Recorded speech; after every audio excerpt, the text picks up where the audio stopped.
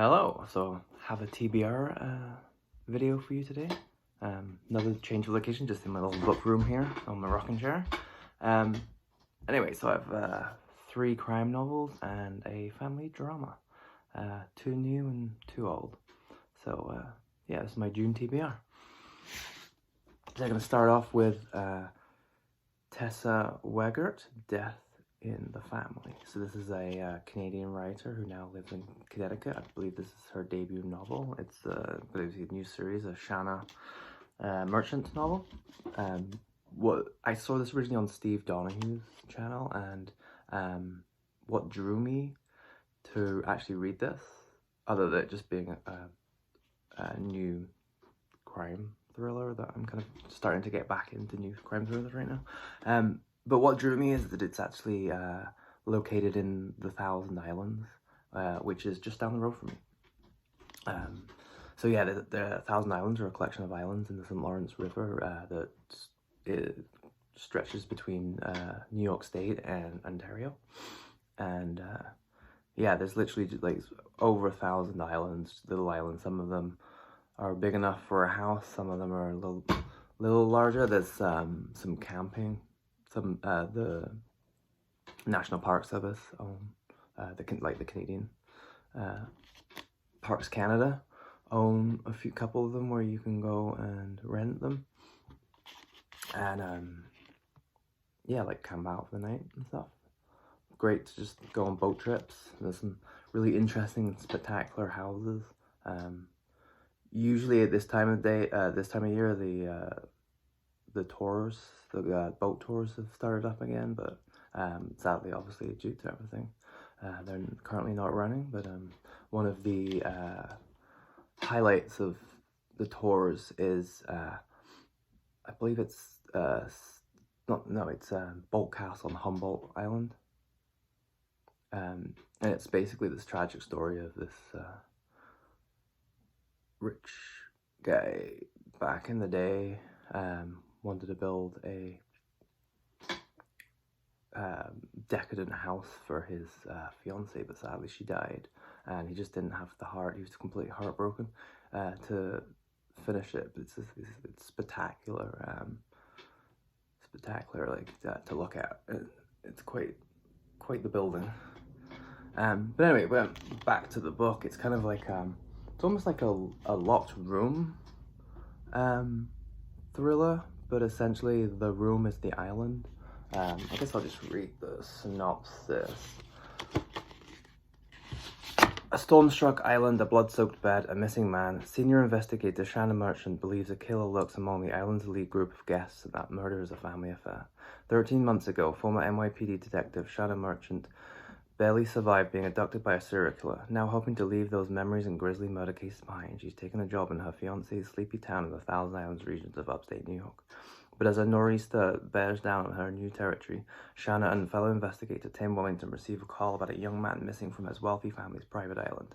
Shanna and Tim arrive to find blood at the scene and a house full of family and friends on edge. While Tim guesses they're dealing with a runaway case, Shanna is convinced that they have a murder on their hands. As the gale intensifies outside, she starts conducting interviews and discovers the family and their guests are crawling with the dark and dangerous secrets. Trapped on the island by the raging storm, Shanna will have to trust the one person her abduction destroyed her faith in, herself. But time is running out, because if Shanna's right, there's a killer in their midst. And as the pressure mounts, so do the odds that they'll strike again. So yeah, sounds great. Don't really want to know too much more about it. I guess the lazy comparison would be to Agatha Christie, but I feel like every female crime writer basically gets compared or contrasted to Agatha Christie, so let's not go there. But yeah, very much looking forward to reading this. Next up is this aforementioned family drama. It's recommended being by a friend, and I've seen a couple of other booktubers really love this as well. And it is C.P. Zhang's How Much of These Hills is Gold. And so this is set in the American West, but it's a kind of slightly reimagined American West. And it's basically a family drama with, I guess it's an Asian family, like an immigrant Asian family. I guess that's maybe slightly where the reimagining bit comes into it, but apparently like the language is quite unique in this, and it's another debut novel. Great, I love debut novels. I'm trying to read more debut novels more these days. Kind of get something stuck in a bit in like 1950s literature and kind of old favorites, but yeah, trying to get back into the debuts and modern fiction. Yeah, so really looking forward to this. Love the cover too. Yeah, the recommendation was so good that I just saw it in my local bookstore, and they're doing online sales right now, and so paid hardcover full price for it. So yeah, that's how good the recommendation was. And then next up is a reread, so I'll probably just race through this. Originally published in 2001, but I think I probably read it in mid-2000s, and it's A Big Boy Did It and Ran Away by Christopher Brookmyre. So Christopher Brookmyre is a Scottish author, still going, still pretty good, but what he did in his first, he kind of has two kind of careers as I see, because he started off as publishing under Christopher Brookmyre, and now he publishes under Chris Brookmyre, but essentially anything under the Christopher Brookmyre name, mainly all crime novels. I think there may be one that's not. But anyway, he basically wrote rants and perfectly meshed them into crime novels. But they're hilarious, they're scathing, they're angry, they're just great. And you just race through them, you laugh your head off, you cringe. Some of them can be a little bit more gory than others. Not like super gory, but just slightly graphic in context. But yeah, and this one's interesting actually because it was published in 2001. I'm assuming he started work on it much before that. But it does involve a terrorist, kind of like a terrorist savant, really. It's just this like kind of one guy, pseudonym, and then it kind of like goes into kind of back in university, kind of the evolution of the terrorist persona. It's quite hard to explain without giving too much away. But the other notable thing about this is I think this was the first book that Christopher Brookmyre's, I think, only female detective up until when he changed his name to Chris Brookmyre and he started writing a private investigator. But Angelique de Xavier, really great, fantastic creation, but she only features in 2 books, this one and A Sacred Art of Stealing, which is also a fantastic book. But anyway, this is a reread, so even though it's like 500 pages, I should race right through it. They're just like page turners, so easy to read, so thrilling.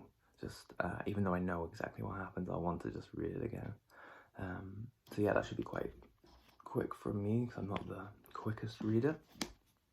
And then finally, an author who has been so overlooked in the history of crime fiction. I think she's pretty much a household name when she was publishing, but there's not many people who know her name these days, and it's a crime. It's criminal, really. And that's Margaret Millar. Probably wrote some of the best psychological crime fiction that I have ever. Her famous novel, which has been republished as a crime masterworks in the Crime Masterworks series, is Beast in View, which, if you just read it, just find it, read it, it's incredible. I think published in the 50s, it still feels pretty relevant these days. It's very good. It's not, again, it's really hard to talk about any of these books without giving away any kind of hint, plot, spoilers, and anything. I mean, it doesn't bother me. I'll read a crime. I reread crime fiction, so I know what happens. Doesn't matter. But anyway, this one's The Fiend, and this one sounds very apt, very intense, but also just must read. And I'll just give us a quick premise. The premise of Margaret Millar's new suspense novel is simple and shocking. Charlie Gowan, a handsome young man with a badly disordered past, finds himself profoundly drawn toward a 9-year-old girl. His past record suggests, even to Charlie himself, that his sick passion for little Jessie is placing her life in jeopardy. But he can't stay away from her school, her street, her house. If the premise of Mrs. Millar's story is simple enough, its development is complex and compelling. Charlie's fiancée, Louise, who loves him desperately, risks her life in an effort to save him from the dark forces of his own nature. Half a dozen other adults, Jessie's parents, friends, and neighbours, become involved in the network of guilt and menace which surrounds the child. Without sacrificing its quality of almost unbearable suspense, this novel makes a searching and scathing inquiry into the guilty relations of adults with children. To read it is a shaking experience. So yeah, it just sounds like a very, I mean, especially, what was it, written in 50s or 60s, maybe? 1964. So this is actually a first edition 1964 edition.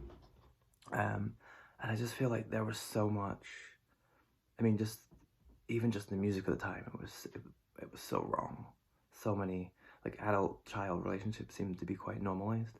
And so I think this kind of, like, is going to just be just a real takedown of that whole, like, what are we doing, people? Like, we should be looking after our children. We should be keeping them out of harm's way of sexual predators and stuff. And nowadays, it's, you know, it's a huge, with the internet and everything, it's a huge talking point. And but anyway, I mean, more about Margaret Millar. She was she's Canadian, always great for me. I love Canadian authors. Being in Canada here in Eastern Ontario, I think she went to U of T. Yeah, U of T. But then she married Kenneth Millar, who sorry, my low power mode there, so I just go off. She married Kenneth Millar, who went on to write under the name of Ross MacDonald, who has become more famous, but is not as good. Like, Margaret Millar is way better. But her most famous novel, Beast in View, did win the Edgar Allan Poe Award, which is a pretty big award, and she was also president of the Mystery Writers Guild? Mystery Writers of America Association. She was the president of that for a while, and also founded the National Audubon Society. Anyway, that's my wrap up. Just gotta go. Doggy calls, so have a good day.